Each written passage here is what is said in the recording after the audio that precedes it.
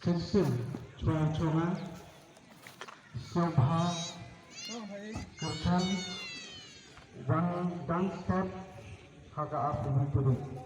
ham thai ham sui ham perkara yang berarti kebetulan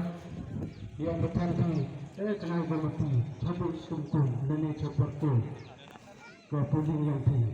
sampai ham thai ham sui Sobha timba ini gelar wamaya yang ilai bagaimana yang nampak orang sebelum kemudian cesar nanti. Kita sebut mah itu yang gua napasnya pun seperti yang ini. Kata wahyu wali dijengkelam mau hebormi marpet wala sebuat kuasa bertemu jadi seperti yang ada hebormi marpet naris nang lepungak haji suarla mani seperti itu kelam bentuk ya persnya itu ya untuk hasilnya ini manukan mengenai hasilnya